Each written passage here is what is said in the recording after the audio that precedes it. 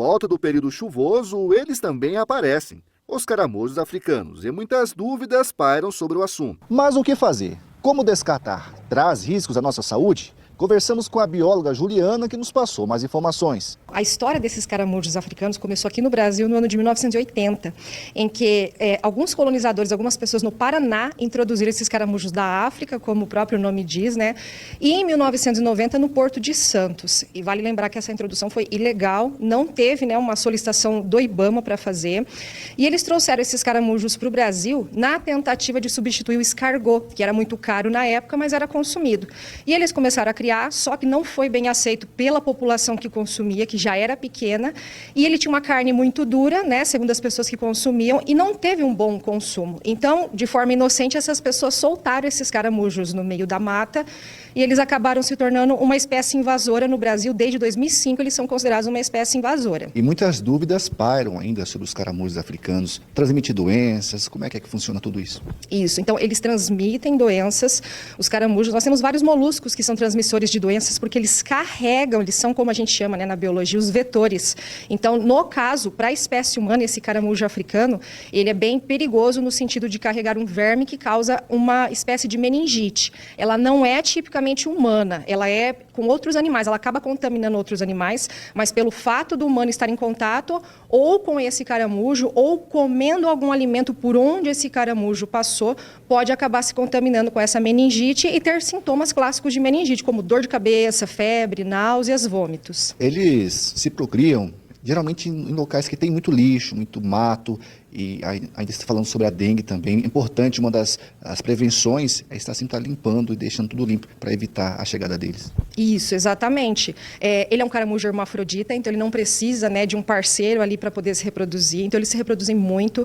Eles colocam na faixa de 200 ovos, eles têm de 5 a 6 ninhadas por ano, então é uma quantidade muito grande. E assim, apesar de não ser um perigo iminente para a espécie humana, a questão dessa meningite que eles transmitem, eles estão nos locais onde a gente também tem dengue. Inclusive, se tiver uma infestação muito grande, eles podem até a concha deles ser um criadouro para as larvas do mosquito da dengue.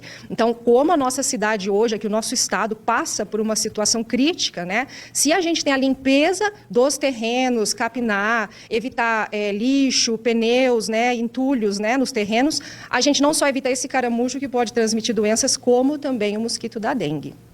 Outra dúvida também que as pessoas perguntam muito: qual é a melhor forma de descartar esses caramujos sem trazer nenhum malefício à saúde?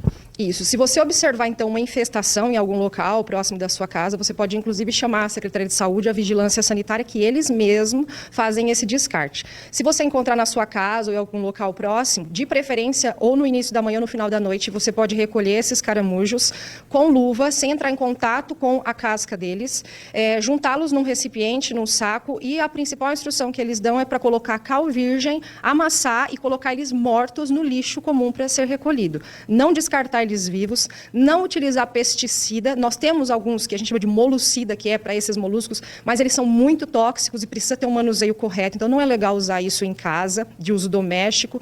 E não é também interessante a gente colocar o sal, porque se a gente começar a jogar sal nesses terrenos ou nesses animais, a gente prejudica também o solo. Então a melhor forma de descarte é essa. Se você tem dúvidas, se você não consegue fazer e tal, é sempre bom chamar, até porque nós temos também na região o caramujo nativo. Então, se a gente começar a descartar o caramujo nativo, que não é o caramujo africano, isso também pode ser enquadrado como crime ambiental. Então, na dúvida, né, a gente pode fazer esse descarte. E também é importante lembrar que a nossa alimentação, frutas, verduras e legumes devem ser higienizados com hipoclorito de sódio. Ou você pega no SUS, no próprio posto de saúde, ou você usa água sanitária com as instruções da embalagem no mercado, mas precisa ser higienizado para você garantir que esses vermes e essas larvas não estejam na sua alimentação.